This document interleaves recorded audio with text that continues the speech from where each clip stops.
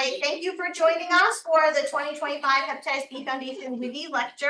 I'm Sherry Cohen. I'm the president of the Hepatitis B Foundation. I'm delighted to welcome everybody who's here in person and online. For those of us online, we are in webinar mode, but if you put your questions into the Q&A chat, we will make sure that we try to get to them at the end. We are very excited about our speaker today. Just a little bit of history. The Witte Lecture was created in the year 2000 by our co-founders, Paul and Jan Witte, in honor of their son, Bruce. And every year it allows a distinguished scholar to come and speak at the Hepatitis B Foundation. In fact, it's our most important named lecture of the year. And we always have a scholar comes and talks about something important and exciting in the world of hepatitis B, hepatitis D, or liver cancer. We're very, very pleased to have our distinguished speaker today, and I'm going to now introduce Dr. Jitao Guo, who's president of the Baruch Blumberg Institute, to introduce our speaker. Thank you, everyone. So for Dr. Man-Fung Yuen, I just think, don't need too much words for the introduction, because he's so well known in the, hepatology and especially hepatitis B field. So Dr. Yuan is a chair professor in the Hong Kong University. And when I look at his information in the, website, that he holds 3 doctoral degrees. That was very interesting.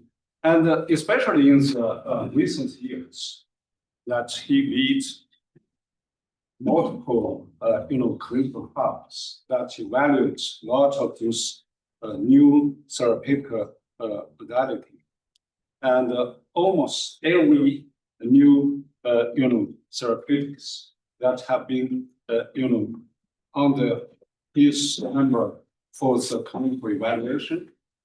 And also, for myself, I actually, have followed a lot of Dr. Yuan's publication. That's actually learned a lot from this clinical trial data. And he, not just, does the regular clinical trial, actually introduced a lot of the biomarkers to evaluate how the new therapy impacts the disease and how can better predict the long-term efficacy. So he actually introduced that biomedicine and invented that inverse PCR assay to monitor the therapy, how impact integrated HBV loads in the liver. So that was actually very interesting. Without further ado, as just welcome Dr. Yuan to tell his story. Thank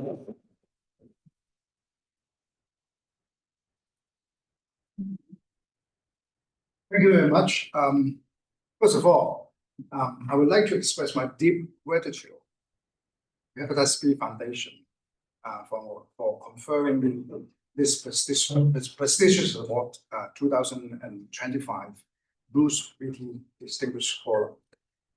Such an extraordinary recognition of my research work on hepatitis B research reassured my long-standing devotion of researching this virus. My topic today is a 60-year journey through history, virology, disease cause, and treatment. Although I think you all agree that we are still far from completely understanding of this deadly virus, I hope I can at least share with you what progress has been made over these 60 years. So here are my disclosures. In the coming 50 to 60 minutes or so, my talk will cover the following contents: the history, discovery, and global importance of hepatitis B, hepatitis B virus virology and genomics, natural history and disease course of hepatitis B, the novel biomarkers of hepatitis B, the importance of surface antigen seroclearance leading to functional cure, the existing and novel therapy for hepatitis B, the clinical relevance of occult hepatitis B disease, and finally, wind up by the recent findings of integrated HBDNA. And I hope within the 60 minutes or so, I can cover all this topic with you so that you have a grand understanding of these viruses. HBV is really what we call ancient virus, identified with the lineage. This table lists the 10 oldest known viruses in the world. Hepatitis B virus is among the 5 oldest viruses infecting humans. It is very present since 7,000 years ago. So it's really an ancient virus. I believe everyone here knows the discovery of hepatitis B virus was made by Dr. Bloomberg, where I just visited his office 30 minutes ago. In 1965, Dr. Bloomberg identified a viral antigen initially named Australian antigen, which was later renamed as hepatitis B surface antigen. Dr. Bloomberg was later awarded with the Nobel Prize in Physiology or Medicine in 1976. As of today, global researchers had spent 60 years to study this virus. And I'm very lucky to join the camp 30 years ago, midway through this journey of hepatitis B research. Hepatitis B infection is always the focus of disease all over the world. In 2022, 254 million people are living with chronic hepatitis B in the world, 1.2 million new infections every year, and 1.1 million deaths due to liver cancer and cirrhosis.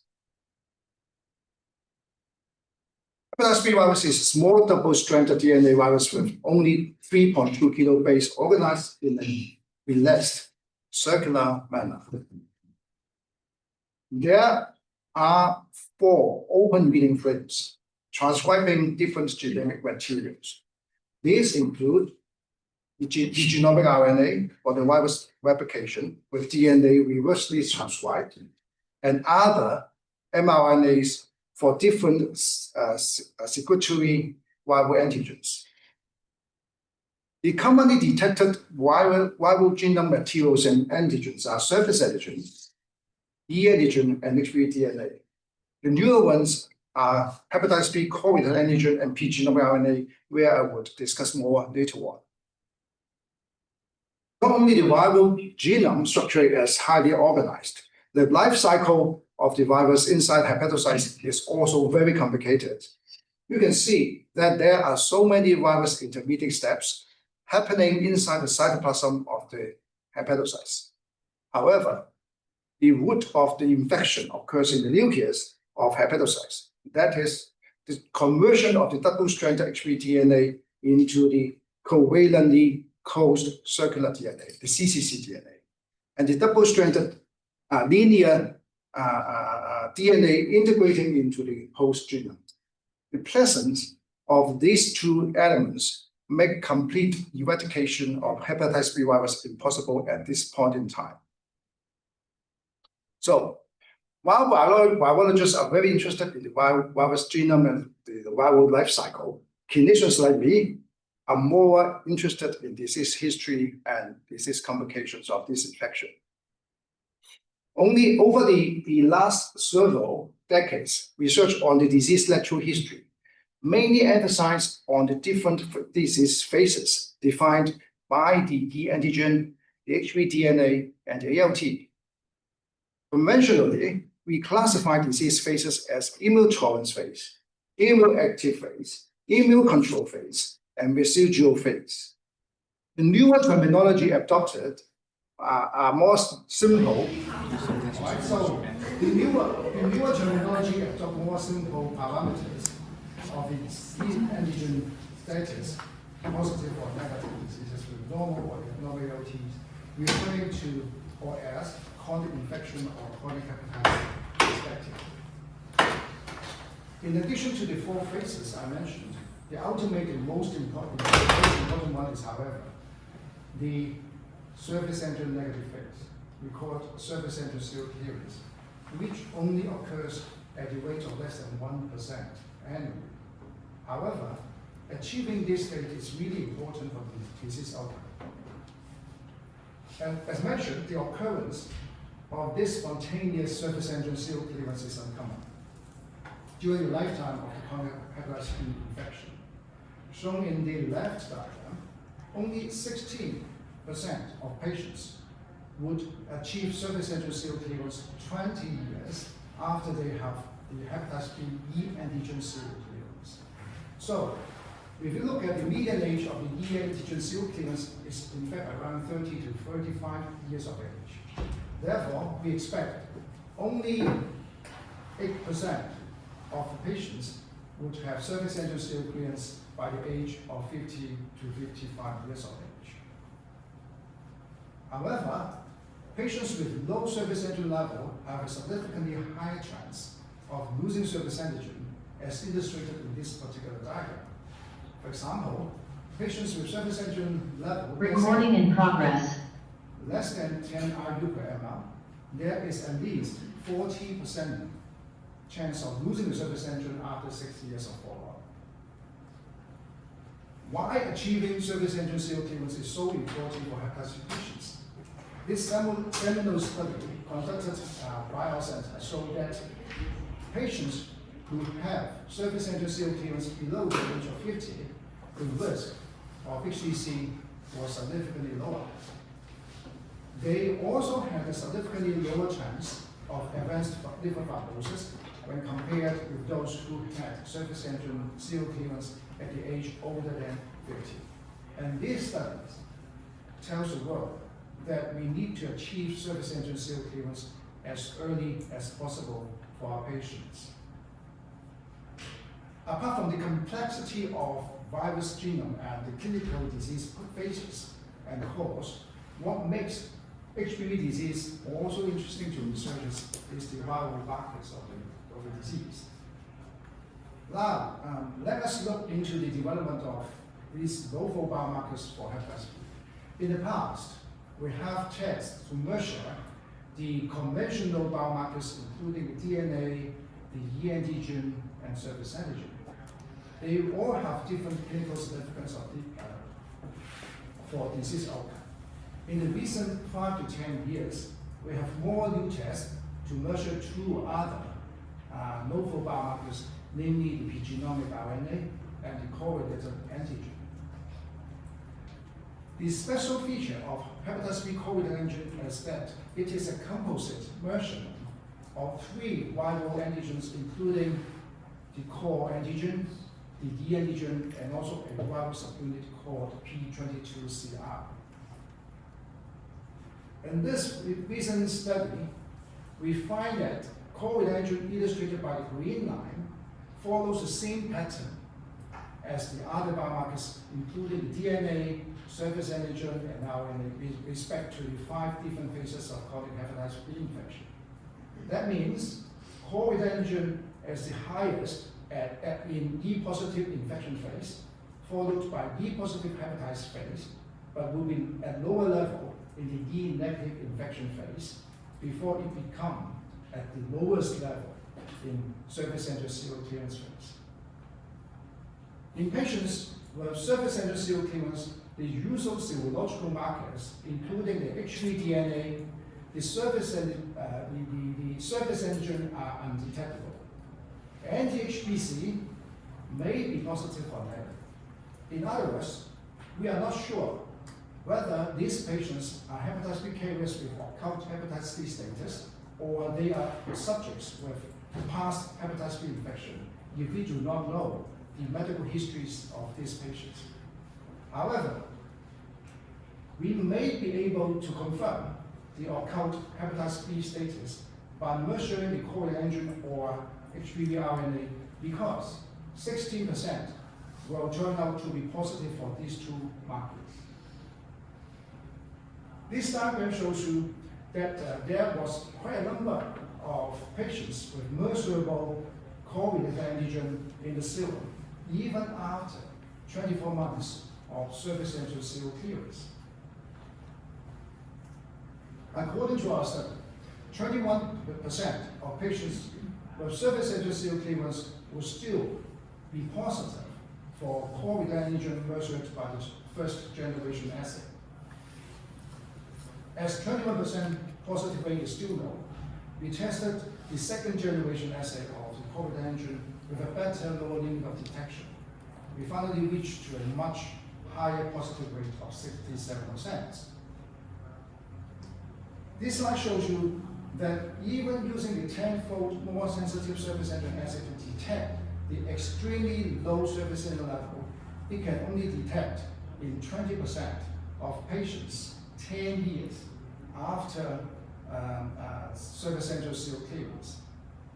This decreasing positive rate is accompanied by the increasing positive rate of anti-HBs over years. I think I can't move the slides.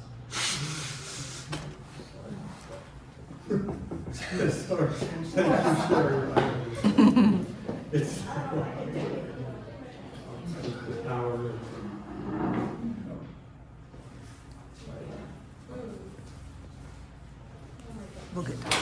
Try to escape out of the presentation, get back in. It's frozen. the Zoom is.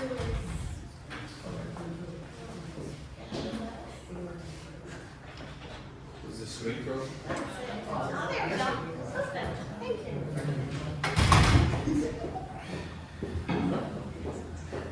So this decreasing positive rate of surface antigen is accompanied by the increasing positive rate of anti-HBs over the years.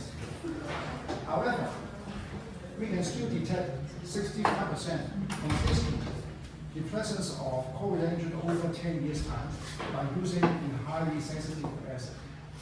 In other words, if you ask me to see a new patient with unknown history of chronic hepatitis B, with or without anti-HBs today, and you are worried about chronic hepatitis B infection, I can tell the patient that I would be having 67% chance of diagnosing you whether you are chronic hepatitis B patients by measuring the COVID antigen using this local assay.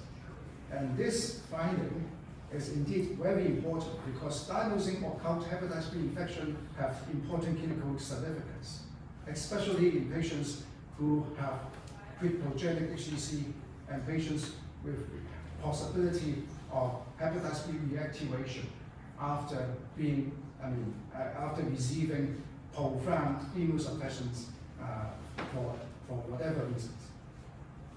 Not only the COVID antigen provide a diagnostic value of hepatitis B, this Taiwan study showed that the increasing COVID antigens were in fact associated with a higher risk of HCC. The role of COVID antigen may even be more useful in patients who have intermediate viral load, defined by the HPDNA between 2,000 and 20,000. And in this particular group of patients, COVID antigen greater than 10 Ku per mil was significantly associated with a high risk of HCC subsequent. We also find that in a group of patients who had spontaneous ECO conversion, if the core-related antigen levels were greater than 5.2 log unit per ml, within 3 years of ECO conversion, the risk of HCC was definitely higher. This study examined the significance of COVID antigen after 1 year of nucleoside therapy, and it was found that the COVID antigen level greater than 4.5 log for E positive and 4.4 log for E negative patients would have a significantly higher chance or high risk of HCC subsequently. Does COVID antigen have any HCC predictive role in patients who are already on nucleoside analog therapy with undetectable HBDNA? The answer is probably yes. We find that COVID antigen levels were significantly higher in patients with HCC compared to patients without HCC, although they all had undetectable HBDNA. This phenomenon holds true for patients with or without cirrhosis. And concerning the epigenomic RNA, the mean level of HBV RNA was higher in nucleoside treated patients with HCC than in nucleoside analog treated patients without HCC. Nucleoside analog treated patients who developed HCC have had a higher proportion of patients having either detectable or quantifiable HBV RNA levels compared to patients who did not develop HCC. And therefore, HBV RNA levels during nucleoside therapy can be of extra or additional prognostic value as far as HCC development is concerned. Now I come to the treatment of hepatitis B infection. We do not only want to achieve chronic viral suppression. We now have an advanced goal for hepatitis B treatment, that is achieving the surface antigen seroclearance followed by functional cure. And this is now the recommended goal of hepatitis B therapy, laid out by many international guidelines. Chronic viral suppression has been the main goal of the treatment for the development of nucleoside analogs 27 years ago. And after 2016, there is no further development of this kind of therapy. It is because as a single mode of action of nucleoside analogs is to suppress HBV DNA with prolonged treatment, practically all patients, irrespective to the baseline level of surface antigen, baseline level of HBV DNA, will have undetectable DNA within 5 years of treatment. However, the undetectability of HBV DNA really depends on the sensitivity of the DNA assays being used at that particular point in time. Nevertheless, the chronic HBV DNA suppressive approach by nucleoside analogs is translated into a clinical, beneficial clinical outcome. These two studies show the risk of HCC development will be reduced by more than 30 to 60% in patients receiving long-term nucleoside analogs. Researchers always want to improve our patients' outcome, even with the current safe and effective antiviral suppression. How can we further improve the disease outcome? We know nucleoside analogs already reduce the rate of HCC, but not totally preventive. Can we do, stronger viral suppression to achieve better outcome in terms of HCC rate? Can we achieve a lower surface antigen level and even loss of surface antigen? Those are not common in patients being treated with nucleoside analogs. We also know that nucleoside analogs need to be taken in long term. Achieving surface antigen seroclearance and allowing treatment cessation may be another possibility or goal for a treatment or a new treatment for chronic hepatitis B patients. So, any room for stronger viral suppression or even antigen suppression besides nucleoside analogs. And this new group of compounds called core assembly modulator, CAM, is associated with a more profound HBV DNA suppression than entecavir. And with this data, up to 96 weeks, there is no viral breakthrough, even if it is given as a monotherapy. And this data was actually presented a few days ago, 2 days ago, or 3 days ago in the ASLD meetings.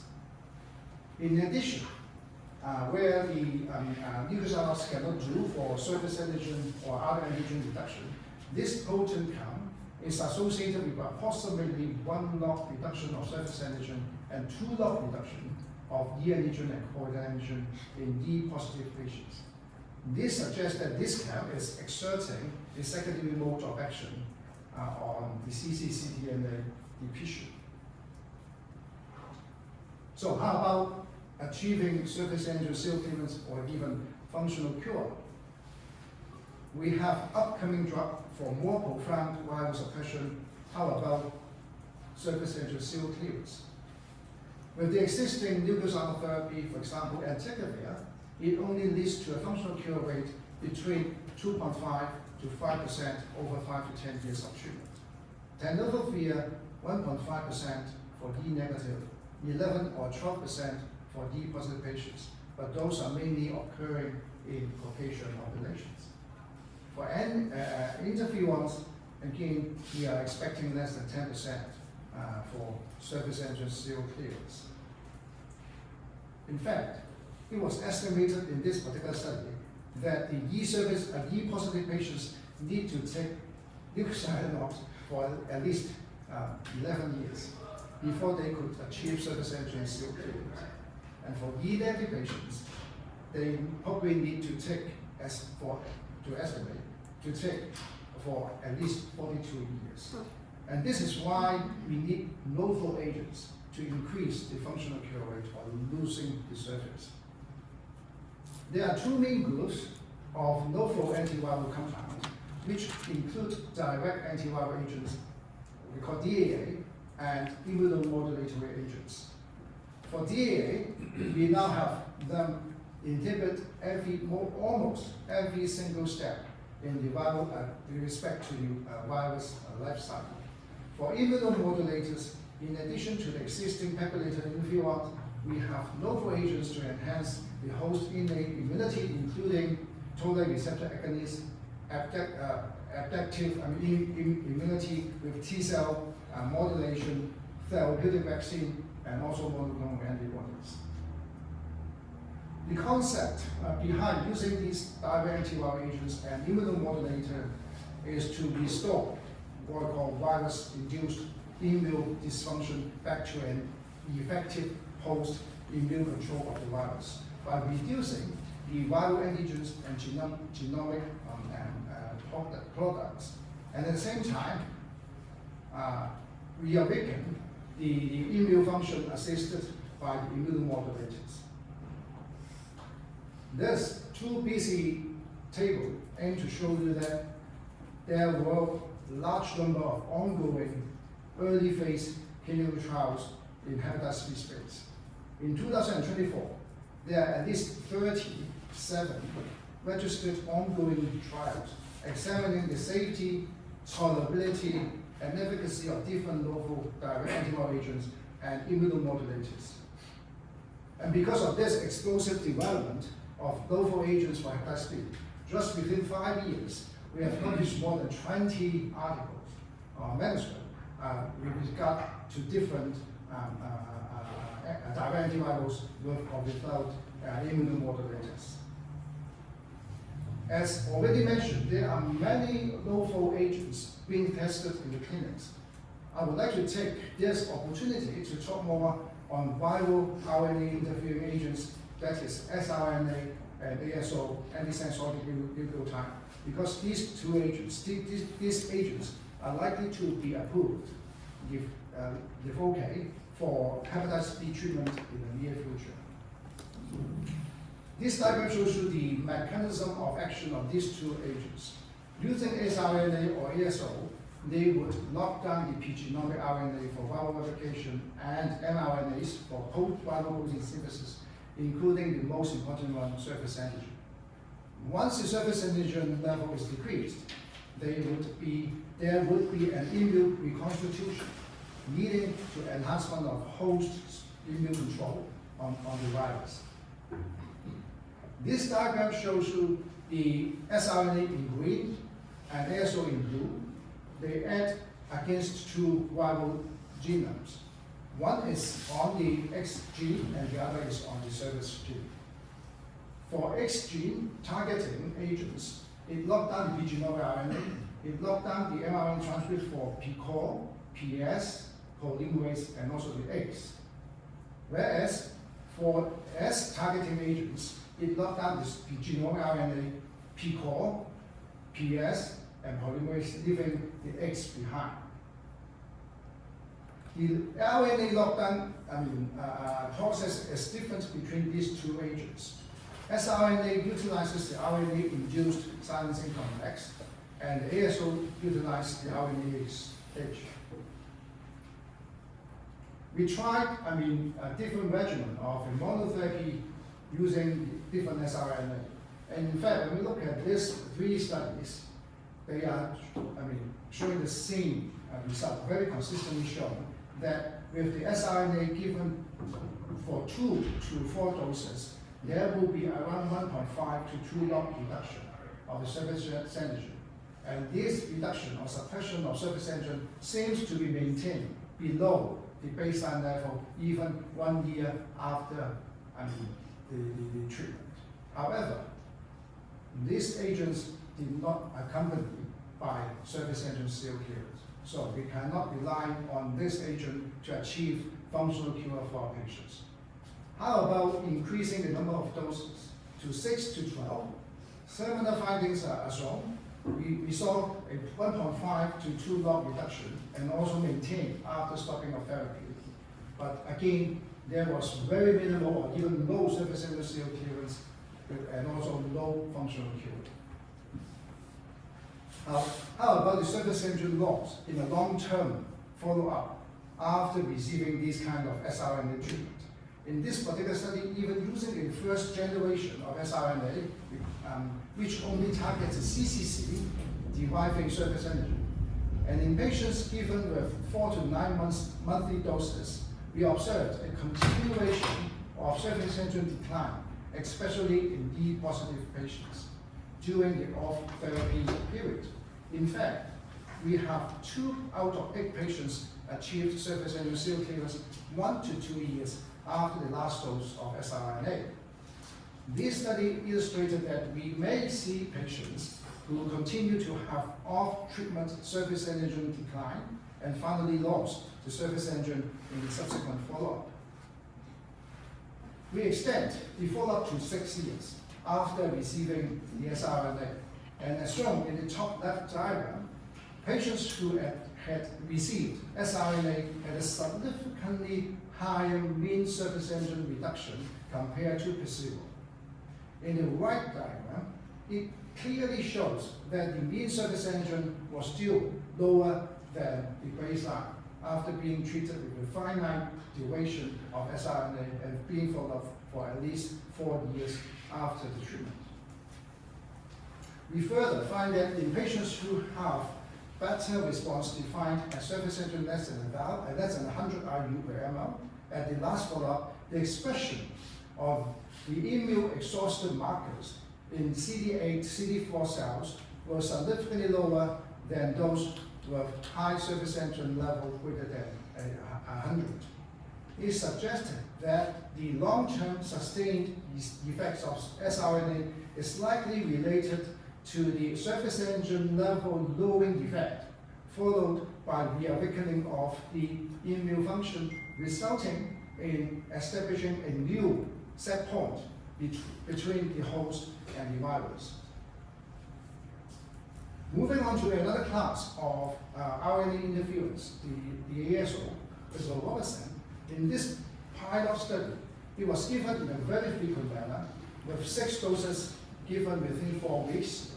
In the treatment-naive patients, the mean surface antigen reduction from baseline was 1.6. In patients on NUCs, the mean surface antigen reduction was around 2 log. Notably, 4 out of 16 patients in the whole study population had a transient loss of surface antigen. This early promising result very much prompts further development of this compound, which would be discussed in the following slide. We completed a phase 2 B-Clear study for dose finding and safety of this ASO, BAP-P. Overall, 300 milligram BAP-P given for 24 weeks resulted in 9 to 10% of surface antigen cell clearance at the end of therapy. These rates increased to 12 and 25% in NUC-treated and treatment-naive populations, with the baseline surface antigen less than 3,000 respectively. Follow-up of this study with patients achieving surface antigen loss and stopped NUCs was also conducted, and it shows that 73 to 80% patients could still achieve functional cure, and 100% maintain this status up to 18 to 24 months of follow-up. We have got early signal of achieving functional cure by novel agents, but the rates are still very limited. Our next step is to see how we can enhance the functional cure rate further. Can we achieve it by combining these DAA with immunomodulators? These are the studies, examples of studies combining different agents to improve the functional cure rate. Looks as a backbone, siRNA plus regulated interferons, siRNAs plus other immunomodulators, for example, monoclonal antibodies, total receptor agonists, and therapeutic vaccine, or we skip the DAA, loops plus 2 immunomodulators. Before bothering you all the details of the study design, I would just like to draw attention to cohort 4 and cohort 5 in this study, where patients received siRNA and pegylated interferons up to 44 to 48 weeks. Among these two groups, 15 to 16% of patients achieved loss of surface antigen at 24 weeks post-treatment. Similar design had also been done in China, showing that combination of elipsavan, siRNA, and pegylated interferons for 48 weeks is in fact associated with a significantly greater surface antigen reduction compared with pegylated interferon monotherapy and siRNA monotherapy.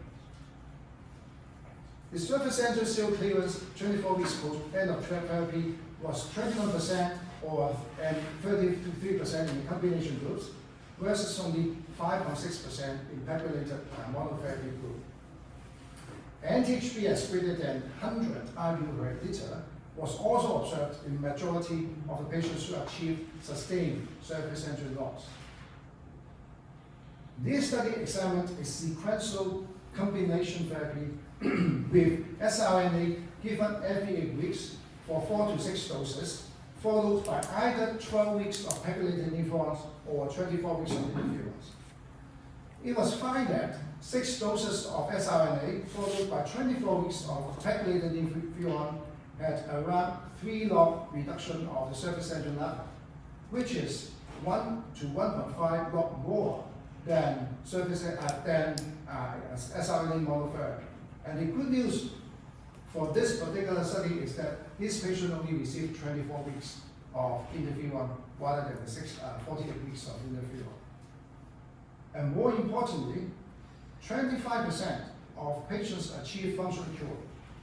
The functional cure rate increased, in fact, to 50% for patients with baseline surface antigen less than 1,000. We are eagerly waiting for confirmation of this promising result by larger population studies, because, as I said, this regimen only contains 6 doses of siRNA and only 24 weeks of interferons. And no one, I mean, we just discussed before the lecture, no one would like to have 48 weeks of interferons because of the significant side effects. 1-year triple combination using siRNA, monoclonal antibodies, and pegylated interferon had also been tried. The triple group, outperformed the others in terms of the surface antigen level reduction and also percentage of surface antigen cell clearance at the end of 24 weeks of therapy. However, even with patients with baseline surface antigen less than 1,000, the functional cure rate was only 15%. Another approach using siRNA and total receptor 7 agonists had been tried. However, the effect of surface antigen was inferior to the group using siRNA plus pegylated interferons. And you can see for patients with baseline surface antigen less than 1,000, the surface antigen cell clearance 24 weeks post-treatment was achieved in 24% of patients receiving siRNA and total receptor agonists, compared to 47% of patients receiving siRNA and pegylated interferons. Another interesting approach is to use a therapeutic vaccine. And this study basically examined whether siRNA followed by therapeutic vaccine with or without anti-PD-1 would enhance the efficacy. The conclusions are more subjects achieve a surface antigen threshold lower than 100 and lower than 10 when administered together or sequentially with the therapeutic vaccine compared to placebo. At 24 weeks post-treatment, there was a significant difference in the surface antigen levels between these two groups. So it seems that the therapeutic vaccine helps a bit in terms of maintaining the surface antigen reduction after being exerted by the siRNA. Can we completely negate DAA and just combine two immunomodulators? And this study illustrates or want to examine the therapeutic vaccine together with anti-PD-1. Patients received the prime and the boost vaccine together with anti-PD-1 had a greater surface antigen reduction. 29% of patients had a greater than 1 log surface antigen reduction, and in fact, 8 out of 69 patients with baseline surface antigen less than 200 achieved surface antigen loss. So far, the combination therapies, in particular DAA plus immunomodulators, do increase the functional cure rate. The effects are more prominent in patients with lower baseline surface antigen, for example, less than 1,000. And in recent years, the hot topic in all fields of medicine is gene and epigenetic modification. It also happens in hepatitis B infection. And there is already gene editing nuclease, which is potentially capable to eliminate the cccDNA and inactivate the integrated HBV DNA leading to a functional cure. This nuclease can eliminate the cccDNA and inactivate both the cccDNA and integrated DNA. Gene therapy results were just presented 2 days ago in ASLD meeting, and we have confirmed that treatment was associated with surface antigen reduction and are more pronounced and sustained with increasing dosage and frequency. Epigenetic modification is also an attractive approach for hepatitis B by methylating the target site and formation of heterochromatin. It silences the viral transcriptional activities. I would like to report, hopefully, the clinical safety and efficacy data very soon in the coming meetings. So much so for the HBV treatment. I would like to finish off by discussing two special entities of HBV infection, the occult hepatitis B infection, and also with some recent findings of integrated HBV DNA. Let us start by looking at the definition of occult hepatitis B infection. It is defined as absence of detectable serum surface antigen by standard conventional assay with detectable serum or intrahepatic HBV DNA. Occult hepatitis B infection can be found in a known hepatitis B patients with surface antigen serotypes. Patients first presented with known history of chronic hepatitis B, without known history of chronic hepatitis B infection, or even in patients who just have acute hepatitis B infection in the past. The difficulty in diagnosing occult hepatitis B infection is that more than 95% of these patients have undetectable HBV DNA in the serum. We can only confidently diagnose occult hepatitis B infection by detecting the different viral genomes in the liver tissues by PCR. But it is inconvenient and difficult to convince patients to undergo liver biopsy. On the other hand, although 80% of these patients had positive antibodies to core antigen or surface antigen, these antibodies, however, cannot help us to differentiate the past infection from occult hepatitis B infection. This emphasizes the importance of measuring the COVID antigen that I mentioned before. In Hong Kong, more than 1/3 of surface antigen negative people are having positive anti-HBC. So they are all potential subjects or patients with occult hepatitis B infection.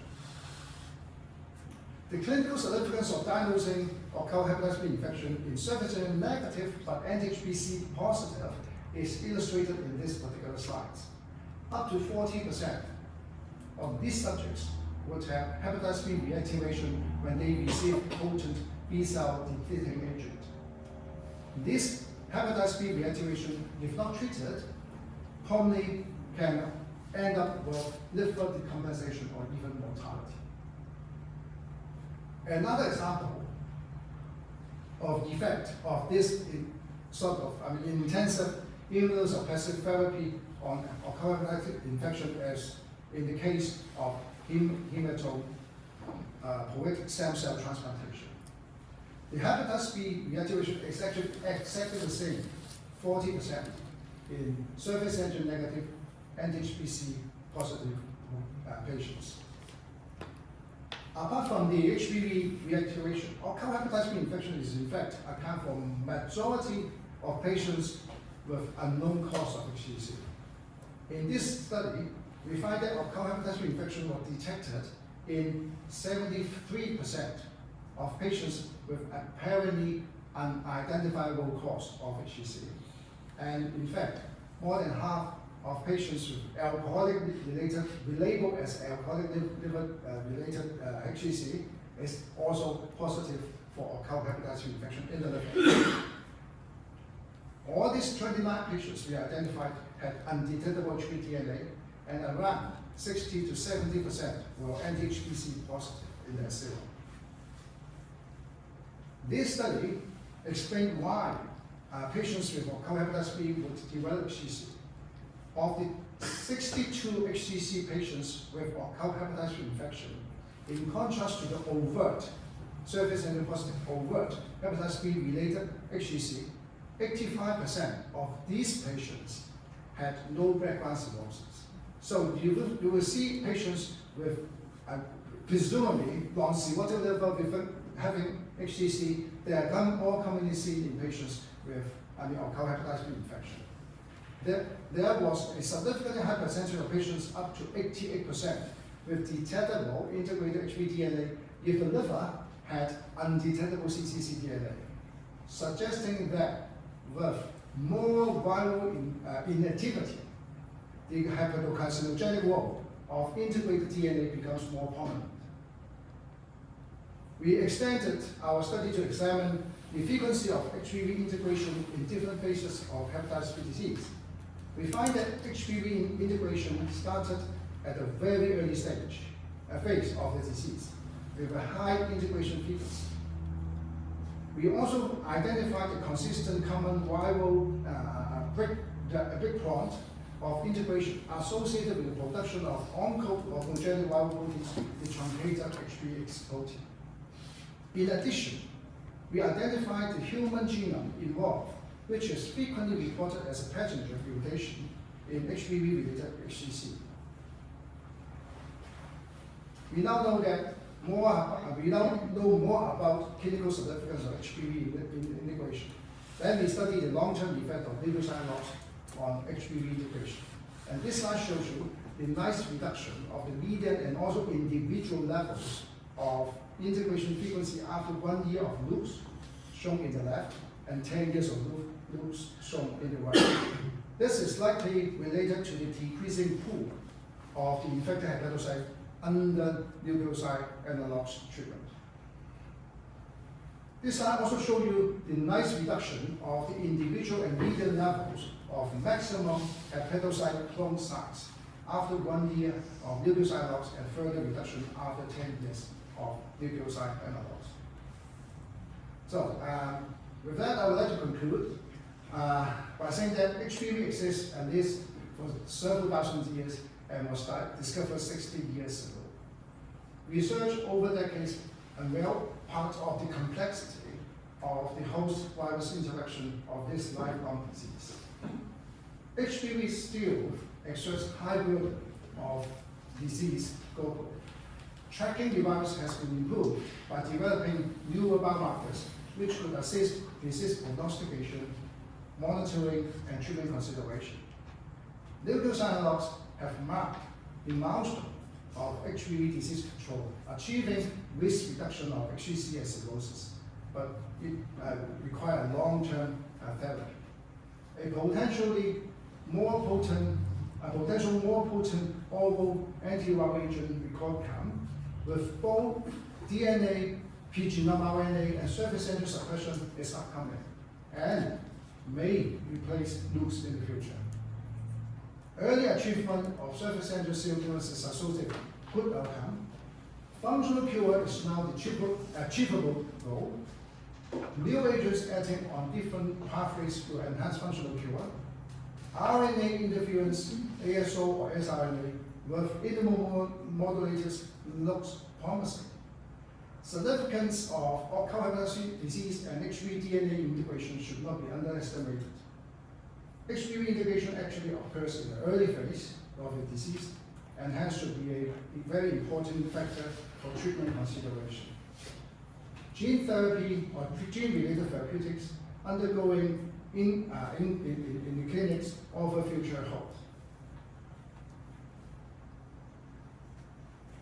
Finally, I would like to dedicate my honor today to my research team for their invaluable contributions at Queen Mary Hospital and the University of Hong Kong. Although they joined my camp at different time points, each member has demonstrated enduring dedication over the years. Together, we share one unified commitment. That is, advancing patients' outcomes in fighting against hepatitis B virus. Thank you for the attention.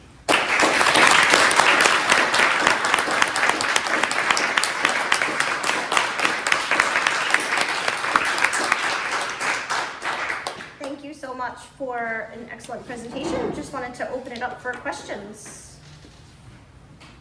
So I'm curious about this activity, about the possible virological mechanism of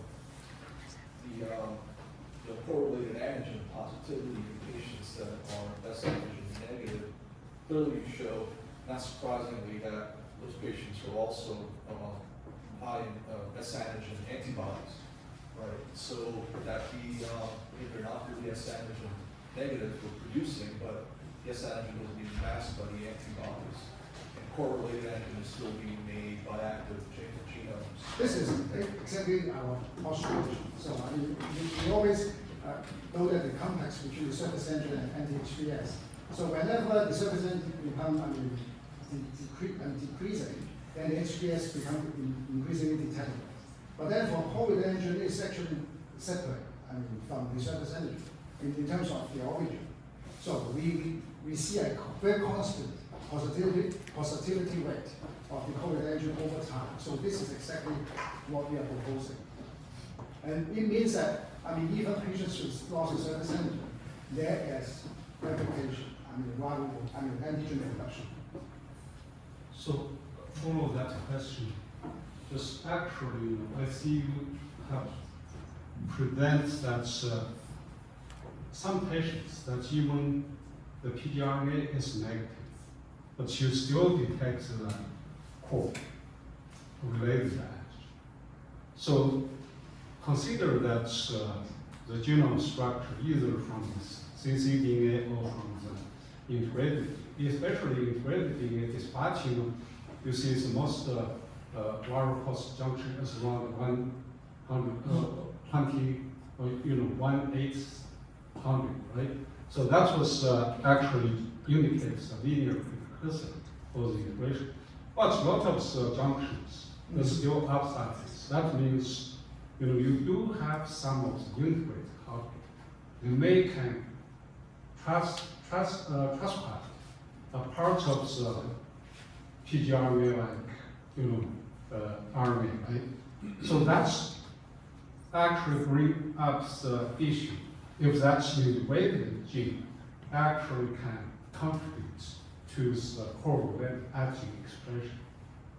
So because generally, people generally believe that in related gene we're not going to transplant PRVA or pre-core, right?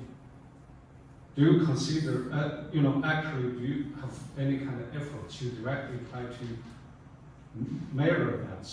If there's, what's the transcription profile, especially in this population from the I don't have a very good answer because we really difficult to tease out the biomarkers. Yeah. Particularly when we measure in the field blood. What we know is, we are right, that it's seldomly, the integrated DNA seldomly produce E antigen and even COVID antigen, and also genomic RNA. But sometimes, I can tell you, I encounter patients in Hong Kong in my practice, where these patients who lost the surface antigen spontaneously or under treatment, we persistently have a detectable E antigen, and also genomic RNAs. So we don't know. That's what I just thinking from the point of view. Yes. The HPV is so complicated, Yes. right?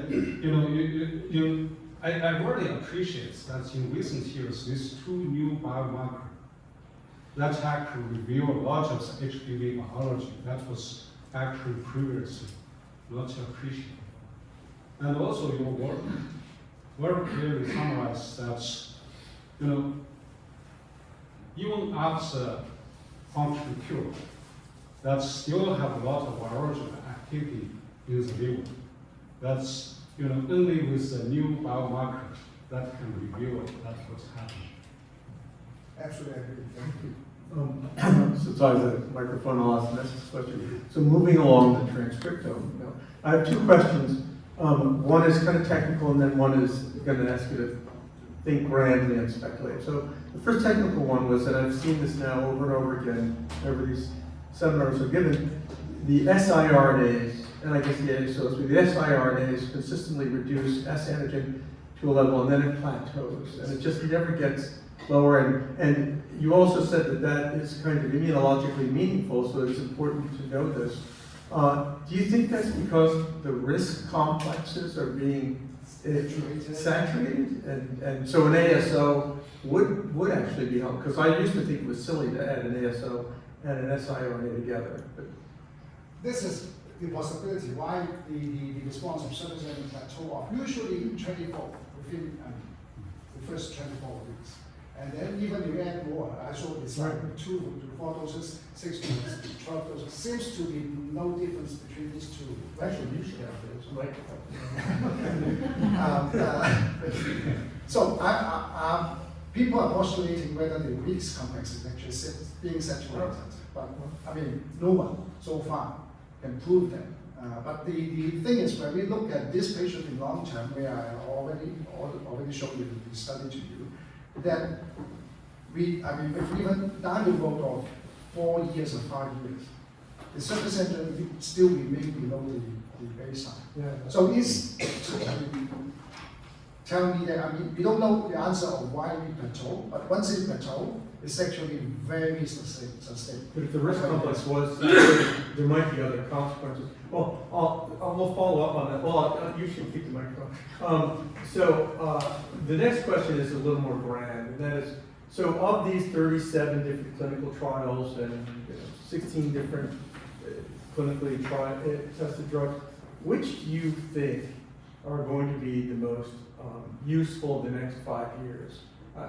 What would you put your money on? What are you telling your patients? I would certainly put my money on ASO among all the new agents, and also siRNA. ASO has been proven that it has efficacy in terms of surface antigen loss or even functional cure. ASO has benefits, the positive things is actually a very safe drug without side effects at all, except injection site reaction or swelling. Other than that, very safe. So if you are talking about controlling the surface antigen in the long term and hoping that they can lose surface antigen in the future, then I will certainly think about siRNA. So these are the two agents I think will be more prominent in terms of the future development of hepatitis B. Can I ask a follow-up to your answer? Since we're betting on the ASO and the RNAi, but we cannot take interferon for more than 24 weeks, do you believe that ASO and RNAi are going to be efficacious past, this, 24-week interferon treatment? I've shown the data where we have the ASO 4 to 6, maybe 6 doses, and then mainly followed by 24 weeks of interferons. So it has been shown, although it's a small study, it has been shown that this kind of regimen works somehow in some siRNA. I don't know why it doesn't work in other siRNA, but at least we have some signals that when some siRNA, they are able to be accompanied by only 24 weeks of interference. So this is the thing that I think will be very interesting to develop. As I said, but we need more and bigger studies. I have a quick question. So we know from the clinical trials, and thank you for showing so much data, we know that the people most likely to lose S after treatment with some of the new recommended, with some of the new therapies, have low baseline surface antigen, less than 1,000, maybe less than 500. Do we know what percentage of the entire population of people living with hepatitis B are likely to have low S at baseline, like 1,000 or less? We do. I just presented my study in the International Cure meeting before ASLD, and the study was published in Gut on the press. Among patients who are on loose, among patients who are on loose. Yeah. So if we are talking about 3,000, all right? So E-positive patients on loose, we have 78% below 3,000. Okay. E-negative patients on loose, we have 96% below 3,000. So if we stratify, if we treat the patients based on the service, baseline surface area less than 3,000, in fact, we cover a lot of the patients already in the general population in hepatitis B. Okay, so in other words, more people will be eligible than not. Yes. Okay, has that been published already? Oh, yes, in person, Gut. Yes. Okay, perfect. Thank you so much. Are there questions? Yep. So a question about the immunomodulatory strategy, right? You showed a number of different ones that I think we'll consider. Interferon has been sort of used, I think, as a sort of an interim, solution because of the issues that you said, 24 weeks seems to be very well tolerated. Do you think there is an immunomodulatory strategy other than interferon that will ultimately work? There are emerging data where some studies actually use the therapeutic vaccine to increase the antibody to surface antigen. And that, in fact, was just published in Nature Medicine last week. They used a therapeutic vaccine and then select a group of patients who respond in terms of the mounting response with anti-HBs. And then this group of patients receive siRNA. And they find that this group of patients has a higher rate of surface antigen loss compared to those who had no response to the previous vaccine. So this is another approach, because the use of vaccine is good in the sense that we don't see much side effects compared to different, compared to tolerant receptors. So this is one approach. Another approach is some people will say, okay, I give therapeutic vaccine at the very beginning, and then see the results, and then we give siRNA or ASO. And that is also another approach. And they find, this is postulating, but we haven't proved that. I think this is the thing people are now thinking of, how to use relatively less side effect immunomodulators combining with different morphological agents. More questions? Great, thank you so much again.